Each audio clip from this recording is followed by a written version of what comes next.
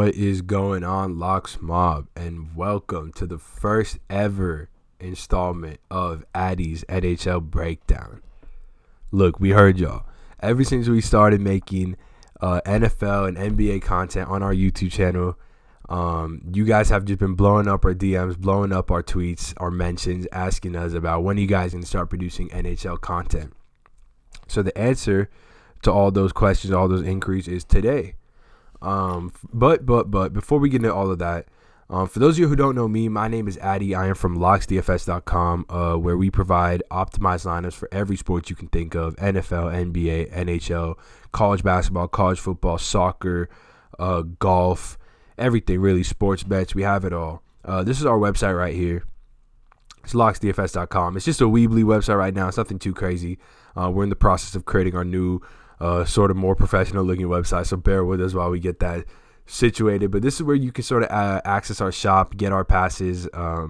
We have this all access 1 month pass that gives you access to every bit of content that we do produce on this website, and it's a lot of it, man. We got lineups for y'all, we got advice, we got cheat sheets, we got these two passes, and every seasonal pass comes with access to our private members only Slack chat, as you can see at the bottom of my screen right here. This is where we sort of get to our members about, if there's injury news, we break it here first. Updates come here first. But before that, we just discuss plays. We celebrate together when we're winning. We tilt together when we're losing, which is rare, but we do tilt together when we're losing. It's just a fun time. It's a fun place to be. So you should come check it out if you're interested. This is my Twitter, @ReallyAddy. Go ahead and give me a follow. I tweet about all things hockey, basketball, football. I love those three sports. I tweet a little bit about soccer here and there. But if you have any questions, go ahead and hit me up here. I'll always respond to you guys. Any questions you may have, 1v1s, 2v2s, no matter what sport it is, no matter what slate it is, hit me up. I'll be more than willing to help you guys out. Go ahead and give me a follow right here. And go ahead and follow the company Twitter account as well, @LocksDFS. It's where we're pretty transparent about our wins and losses, how we're doing, how our members have been doing. So go check that out as well. But let's talk about this video. So what we were thinking about at Locks is how to provide NHL content that we thought would be easy to consume for people who are new to the sport, maybe don't know a thing about hockey, as well as people who sort of may know a little more about it. So what we kind of decided on is sort of doing a breakdown or a rundown of those 2-3 big slates a week that hockey tends to have, typically on a Tuesday, Thursday, maybe a Friday, maybe a Monday sometimes. So it's not going to be a set schedule for these videos, but just know for the more prominent slates, I will be bringing you guys a sort of slate breakdown video where I talk about just the general lineup creation process that I go through, as well as that specific slate of games, some missed prices that I see. This video is going to be nearly exclusively focused on DraftKings.com. I will throw in a little FanDuel tidbits here and there on occasion in certain videos, but for Locks, we do provide lineups for DraftKings and FanDuel, but just for the sake of this video and the brevity of keeping these kind of short and condensed, we're just going to focus on one site, and that being DraftKings. But yeah, so we should just get into it. Honestly, we got a pretty big slate on tap. It's a 10-game slate. We're coming off a 5-game slate that was awesome. I'll talk about that actually real quick before we break it down. As you can see, I retweet all our members on our Twitter, etc. But yeah, we kept the streak going. We've won 4 straight slates on DraftKings and FanDuel. Not even close to our craziest win streak. Those of y'all who've been rocking with us since the beginning, you've seen that we've been on like an 11 or 12-game win streak. Earlier, I believe it was in September to November. It was earlier. Won on an 11 or 12 game win streak on both sides, and it was just crazy. But honestly, even over the past month, and this has all been tracked, you can go through our Twitter accounts, you can go through our members, you can talk to anyone. Over the past about, I believe it's like 35 to 40 days, we're winning at over 80% clip, which is just awesome. So definitely, like, if you want to sign up with us, sign up with us. If you just want to listen to our advice, you're more than welcome to do that as well. It's up to you, really. But let's just get into the slate. So we've got 10 games: San Jose at Buffalo, Ottawa at Philly, Carolina at Montreal, Anaheim at Tampa, Colorado at Nashville, Arizona at Minnesota, Pittsburgh at Winnipeg, Vegas at Chicago, Dallas at Edmonton, and LA at Vancouver. So really jumping off the page to me when I first look at this slate is this Ottawa-Philly game. If we go over to fantasylabs.com, and check out their Vegas odds, there isn't a total up for this game yet. That could be because Ottawa's on a back-to-back, which is a big plus for Philly, which is sort of the side that I'm on here. Ottawa, the worst team in the league as far as expected goals against go. A great website that I like to use for that is Corsica.com.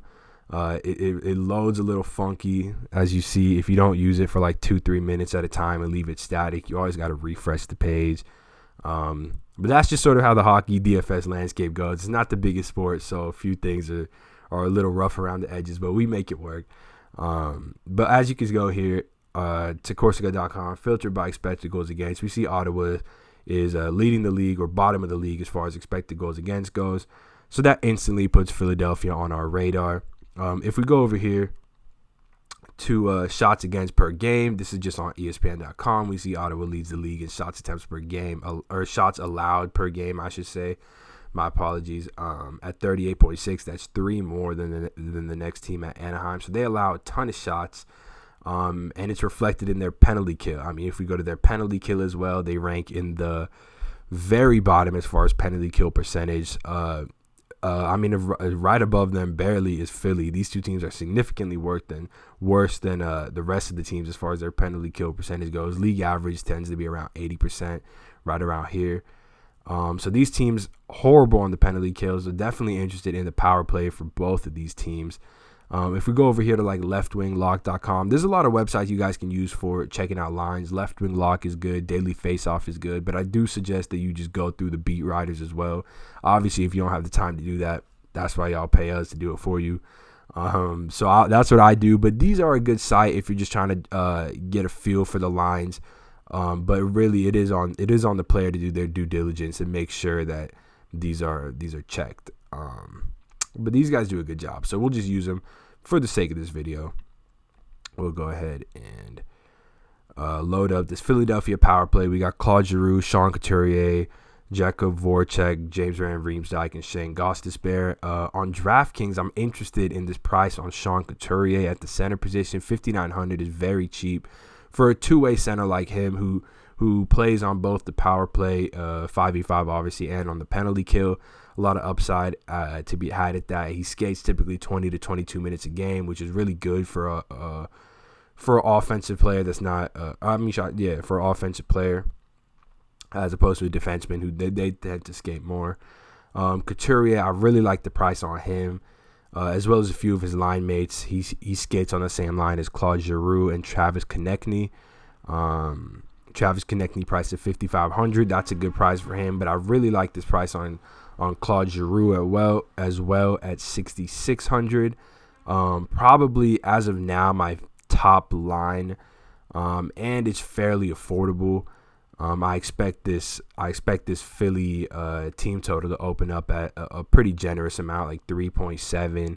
I could see this game opening up with a 6.5 point team total. I expect Ottawa to pot a few goals because Philly themselves is a defensive mess. So I think this game could turn into a shootout. It's definitely a spot I would care to target on both sides. I should also mention Jakob Voracek's price has dipped way down this season to $5,200. I think he's a pretty awesome play at that price. He's consistently been a point per game producer at the NHL level. I think his game is taking a step back this year, and he's not playing with Claude Giroux. He's playing on the second line with Nolan Patrick, who's a talented center as well.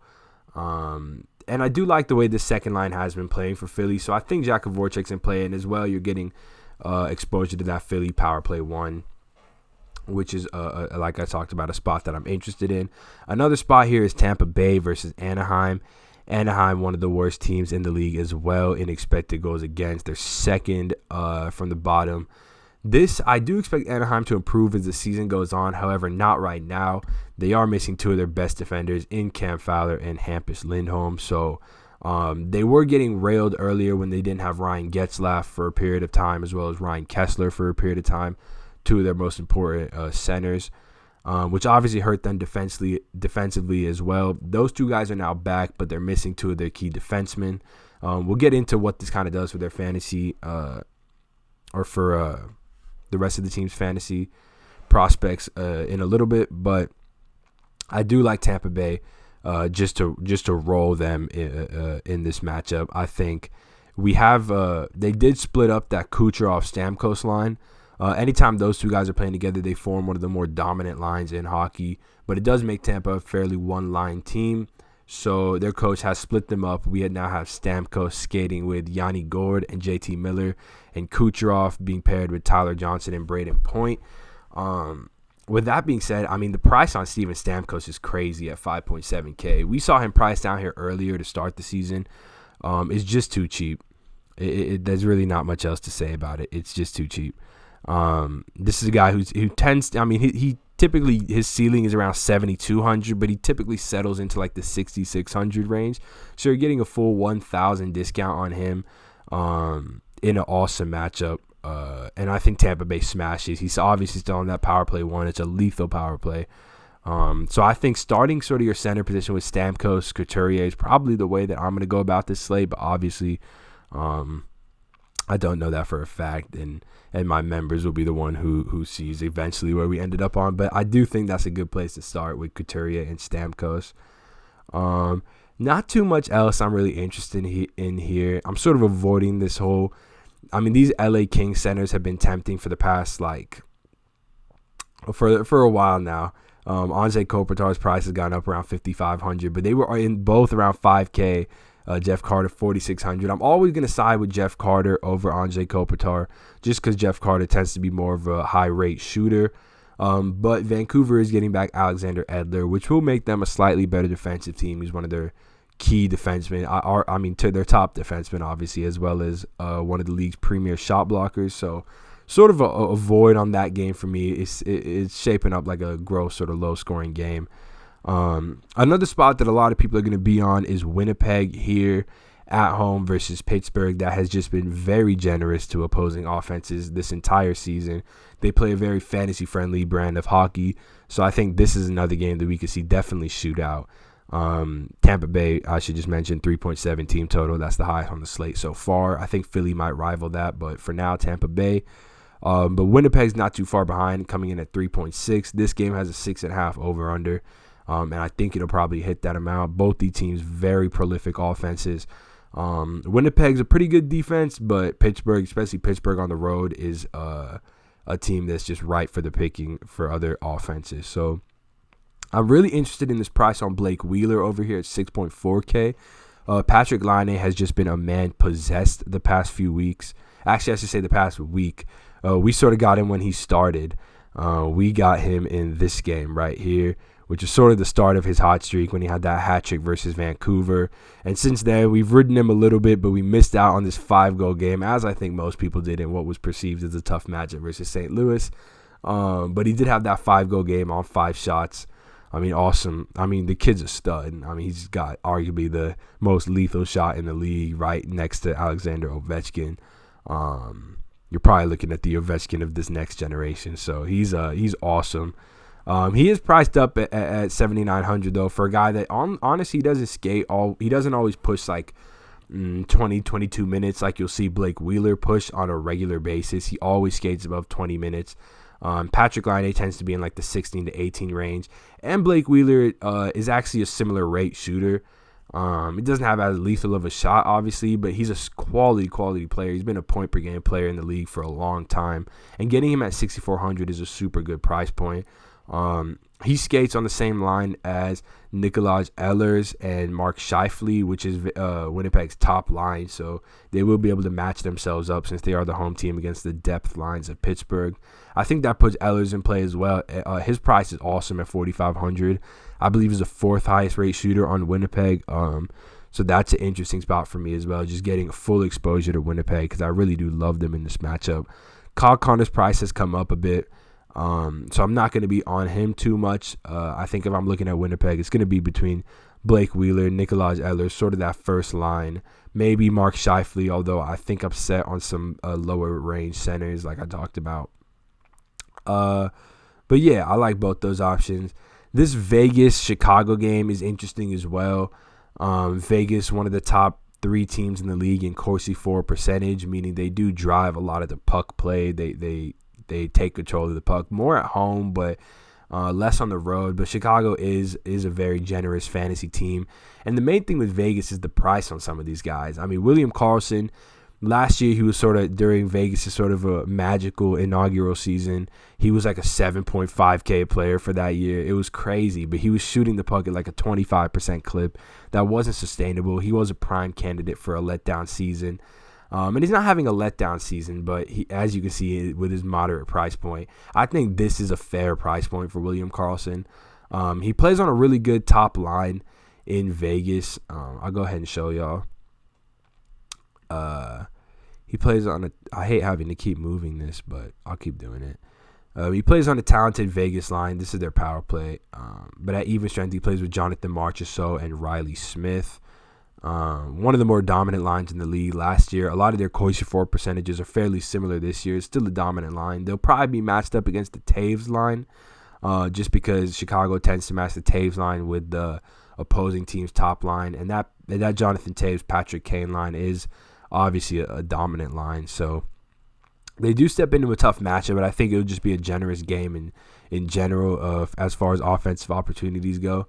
So I like Riley Smith. He's priced at $5K over here, as well as Jonathan Marchessault. He's just underpriced. He's probably $1,000 cheaper than he should be. He's one of the higher rate shooters on the league. He's got an Corsi for percentage above 18. Shoots the puck a ton. The highest rate shooter on Vegas. So I think he's an awesome play. Obviously on their power play one, a featured player in their offense. Max Pacioretty's price has come up a bit. He was a guy who was sitting at 4.4K for a lot of this year. He's sort of gotten on a hot streak. His shot percentage has jumped from like 3% to like 11%, just in this past few weeks when he's been on the heater. But I really like him still at 5,200. He should be matched up against more of the depth lines of Chicago, which is really the matchup you want. So those are also good spots to look at. This last game, I mean, every time Edmonton's at home, you obviously have, who in my opinion is probably the most dominant player in DFS NHL, Connor McDavid. Anytime he's on the slate, he has a chance to break it, as well as a guy like Nathan McKinnon. But he's stepping into the toughest matchup you could possibly ask for in the road at Nashville. Nashville, another team that is in play this slate. I'll talk about them in a little bit. But yeah, if you can afford him, I like him. Dallas, a fairly good defensive team, but Edmonton at home will be able to match Connor McDavid up against the depth lines of Dallas, which is always a profitable spot for any player, especially McDavid. He is on a line with Leon Draisaitl, who is priced up on DraftKings, but I believe remains fairly affordable on FanDuel. 7,200. Honestly, you could pay this price for him just because that McDavid Draisaitl line is just so lethal anytime they're paired together. And I believe they're playing with Ryan Spooner, who is 4K on DraftKings, but he is just a woat DFS player. He doesn't shoot the puck. He doesn't really do anything at all. So I do not recommend him in any of your DFS lineups, unless you're full stacking that Edmonton line and just praying. Which I don't think is a viable strategy on a 10-game slate. Yeah, I think that's... Or I was going to talk about one more thing. Oh, yeah, Nashville. So we're going to see Victor Arvidsson, obviously, is on the DL. I believe Austin Watson is going to be playing on that first line with Philip Forsberg and Ryan Johansson. He is priced up. I wish he was cheaper. He scored a hat trick last game in 16 minutes of ice time. Not a bad play, but he's not getting any power play time right now, which is something I really look for in all my players. I want them to be able to be on the power play because that is when the majority of goals are scored, relatively obviously. But I do think I wish he was sort of in like 3,500 range. I'd be more tempted to go there even without the power play time, just because that Nashville one line should be able to get matched up against the depth lines of Colorado and have some good success. But I don't know if I'll be paying that price for him. I do like Craig Smith at 4,600, just a high rate shooter that tends to always be underpriced. Defensively, though, Roman Josi with PK Subban on the DL. PK Subban is due to return any day now. So if he does return, then it's a slight knock to Josi and Ellis.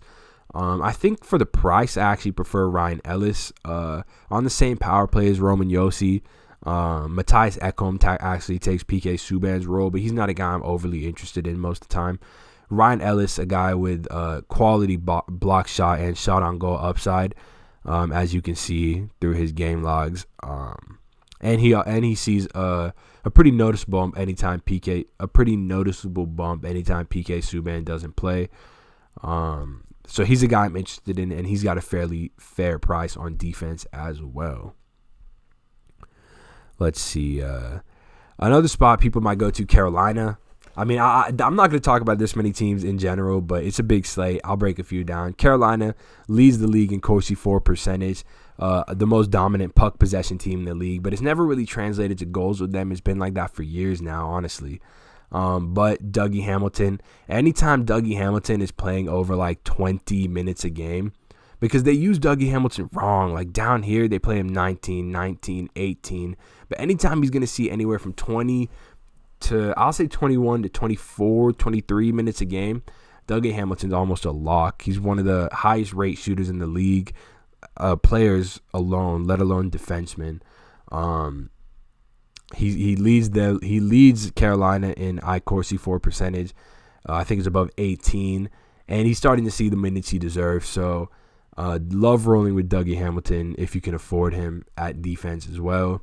Carolina's a tough team to predict because they have a dominant first, second, and third line with Andrei Svechnikov leading that third line. So you never know where it's going to come from, but they're all fairly priced, so you could go with any of these lines in what should be a fairly back and forth game versus two pretty good Corsi for percentage teams. Montreal, I believe, is 6th in the league, so we could see a fairly competitive, high-scoring game here as well. Let's talk about the defense position a bit, though, because when I was looking through this, there was a lot of good defense value that I could find just from scrolling. I already talked about Ryan Ellis, but scrolling down a little farther here, Brandon Montour is a guy I talked about when I was referring to the Anaheim injuries. Cam Fowler and Hampus Lindholm both out, which has just opened up this amazing role for Brandon Montour, where he's getting 23+ minutes a night. And anytime he's doing that, he provides you with monster upside playing on that first Anaheim power play. Regardless of opponent, I think he's always in play, especially at this price point. I mean, we've seen him throw up monster games like this game he put up versus Toronto with 6 block shots and 7 shots on goal. And that's kind of the guy that's kind of what he's capable of. One of the higher rate shooters for defensemen, a guy that is a super fantasy friendly hockey player, and getting him at 4,500 seems like a very fair price to me. With those two top guys out, so I like the price. I like the price point on him a lot. Scrolling further down a little bit, I think Jacob Chikrin right here. He's an interesting price point. He's a very fantasy friendly player as well, as far as shots on goal and block shots go as well. He also profiles as one of the higher rate shooters for defensemen as well. That held true last year. He's stepping into a role on Arizona's second power play. And while he is stepping into a pretty tough matchup at Minnesota, Minnesota is a team that tends to give up a lot of shots from the blue line, as is the Toronto Maple Leafs. They just tend to filter shots there, much low danger shots, but they give up a lot of them. So we do see defensemen tend to put up higher shot games versus Minnesota and Toronto. So I do think it's a good spot for Chikrin as well. Scrolling a little further down, though, this kid, Gavin Bayreuther on Dallas, he is on their power play 1 for the past couple games. He's been skating like 23 to 25 minutes a game right here. I believe we had him in both these games, took advantage of both of this. I mean, if he's going to be on that power play 1 for Dallas at 3,700, he's pretty close to a lock. I'll go ahead and pull it up for you guys. If we go to Dallas, we see that he's skating on the second line with Roman Polak, and he's on that first power play with Sagan, Radulov, and Ben, which is just a super coveted position. He's a high volume shooter in the AHL, and he's also like, I mean, if you just search this guy up on Twitter, everyone just talks about how there is not a puck that he won't shoot. This guy's he loves to shoot the puck. And that's what you want in 3.7K. I mean, NHL DFS is all about taking guys who shoot the puck, because that is how points are generated in hockey. That's how you get assists. That's how you get goals. You want shots on goal, because shots on goals get tipped in.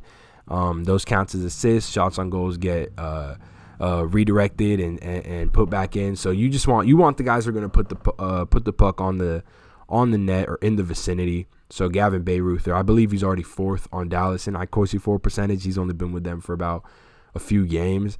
So I really like him if he's going to maintain that role on the power play 1. At goalie, it's a crapshoot. Take whoever you think is going to face a lot of shots. As I talked about, Carolina chucks shots at the net from everywhere. Actually, if you go to my Twitter, I tweeted about it when I was doing research not that long ago. It was on the 23rd. I said doing research for tonight's NHL slate and saw that Carolina has 15 guys with the iCorsi4 percentage of at least 12. That's absurd. These boys shoot the puck from everywhere. Like, iCorsi4 percentage is basically how many times someone just puts the puck on net. Shoots the puck, I should say. Doesn't have to be on net. These are shots that get blocked, shots that don't get blocked, shots that don't even make it on net, shots that do make it on net. Every shot they take. So it's one of the best statistics you can look for. As you can see, this was Carolina a couple days ago. Dougie Hamilton, as I talked about, leading them. But they have 15 guys with an iCorsi4 percentage of at least 12, which is absurd. I don't think I've seen that before. So very fantasy-friendly team. But what that does create opportunities for a goalie to stand on their head and rack up a bunch of saves. And I think that's something Carey Price could do here at 7,900. He could end up being a really solid play. Tampa Bay's goalie, whoever draws the start there. In Philly, they should face a solid amount of shots. But honestly, it's a crapshoot. Make your lineup, and whoever fits in goal, just throw them in and hope it works out. Because goalie is such a high variance position.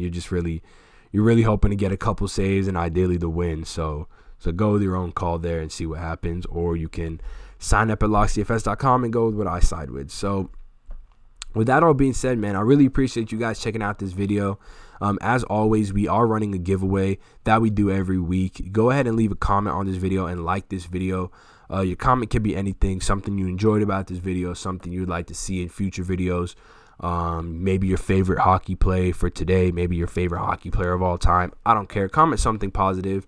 And we just go through at the end of every week and we just pick a winner for a free NHL, NBA, or NFL season pass. It's totally up to y'all. So yeah, go ahead and leave a like, leave a comment, just to be entered into that giveaway. But yeah, thank you guys for checking out this first video. And I'll be bringing you another one on the Thursday. I believe we got another 10-game slate on Thursday. So for Addy, for Locks DFS, I will see y'all then. Peace.